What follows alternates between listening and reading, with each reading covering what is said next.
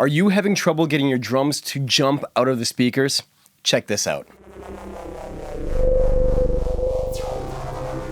Welcome back, home studio professionals. Sorry I haven't made a video in quite some time. The studio has been insanely busy, and I just didn't have the time to make content while I was pumping out mixes every day. But since I've been pumping out mixes every day, I've found some secret weapons that I wanted to share. I really hesitated on this because I didn't know how much I wanted to give away.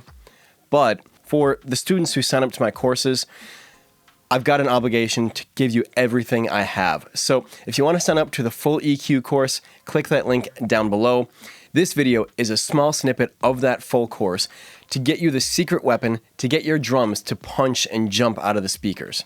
So let's go over to Pro Tools and take a look. Welcome back, home studio professionals. In this video, we are going to talk all about drum bus EQ. So let's just jump right into this. Let's solo up these drums first and see what we're working with.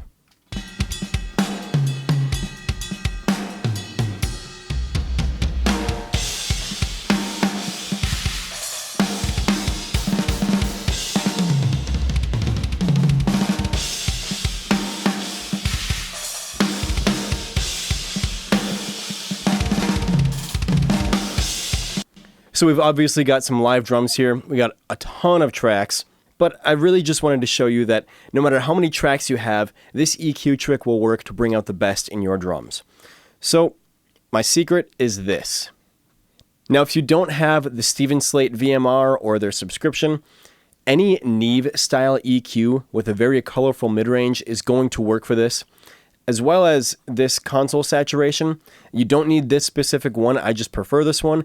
Any console saturation will get the job done. So the idea is to boost the mid-range in certain spots that bring out and glue together the drums. Now I EQ first, and then it goes into the console saturation, so the EQ is kind of pushing that saturator. It's softening the EQ as well as gluing everything together.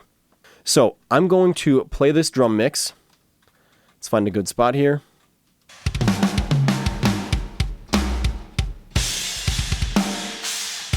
That'll work. And I'm going to start by bypassing this so you can hear what it is before and after, and I'll show you exactly what these two moves are doing.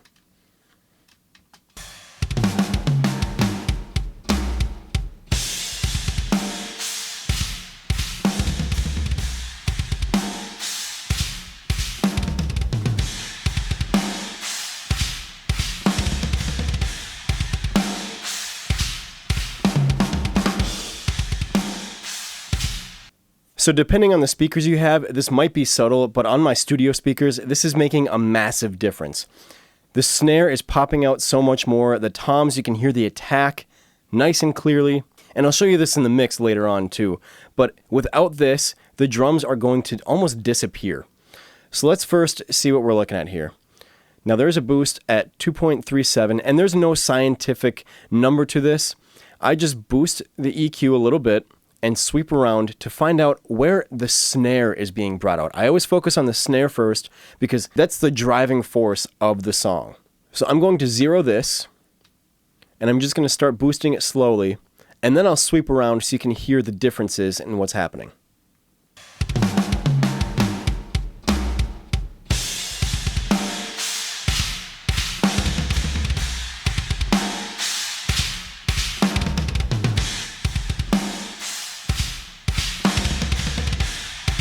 A lot more exciting, right? That's a little too much. I never do more than 2 dB on these. Anything more than 2 dB starts to sound thin and phasey, no matter where you are in the frequency range. So try to keep these below 2 dB. This was at 1.88 before. So let me just show you that before and after.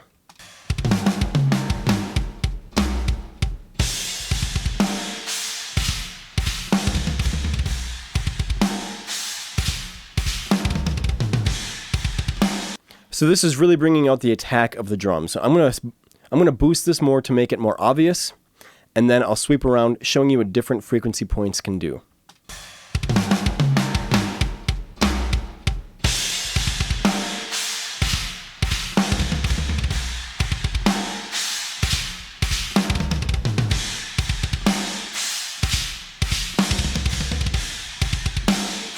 Up here near 4K, we're getting some nice attack, but it's making the cymbals sound really thin. So just be very mindful of how much you're boosting and where and how it's affecting the entire kit. Because remember, this is on the drum bus right here.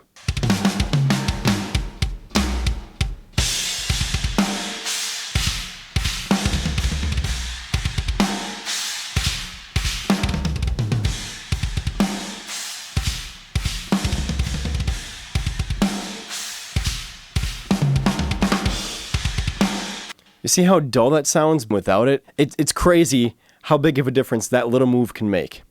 So let's go back to where this was, and now let's check out this other boost. Now this might be a little unconventional. We're going to be boosting the lower mids. Now, usually you want to do this with some kind of saturation so it doesn't sound boxy, but I've found that anything under 1.5 dB on this EQ specifically is so colorful that it sounds like saturation and it doesn't sound boxy. So let's see what I'm doing here. We got 1.26 dB at 595 Hertz, so about 600. Now I'm doing a lot of scooping on the drums as it is, and the microphones I use have a natural scoop to them. So this is meant to make up for that and make the whole thing a little more flat on the EQ spectrum. So let's play this before and after.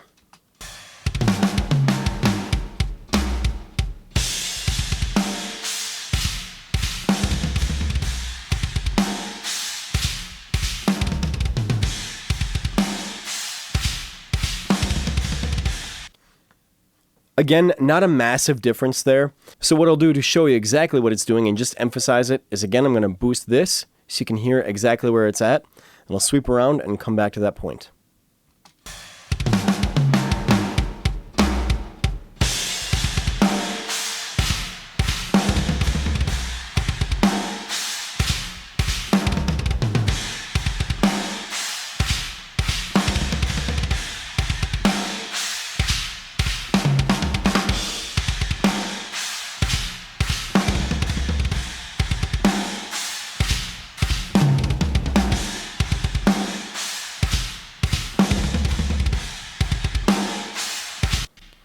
All right, so we're back at 595. I landed on that spot in particular because that's where the rooms were coming out nicely, and that's the glue that's bringing the kit together.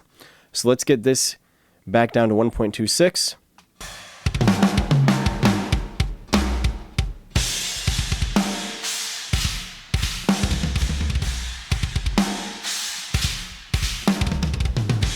And bypass.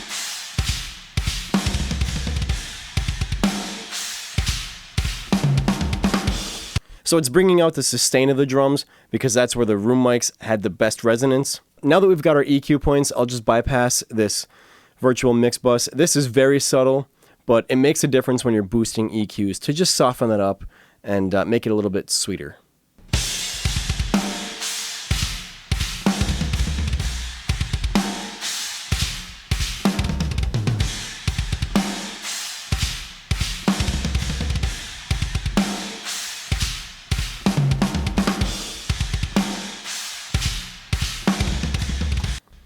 So this is actually adding a lot of that mid-range. Again, I keep saying it, but it's gluing the kit together. I've got it on the Brit 4KG, which is like the SSL 4000 console, the G series, and it's known for its low-mid magic.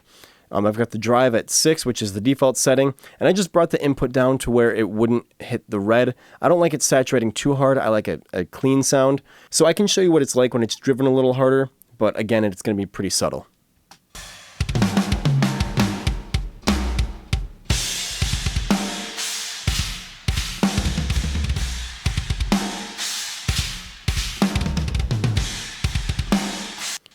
When it's driven too hard, it just loses its dynamics a little bit, and it stops the drums from being able to jump out of the speakers. Last but not least, let's put this into the mix. I can show you before and after, and watch how the drums disappear without this EQ. Try back into the fire,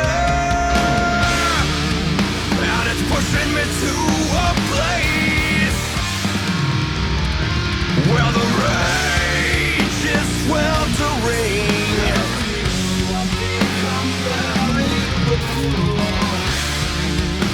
Now even in our darkest hour, we'll see this through.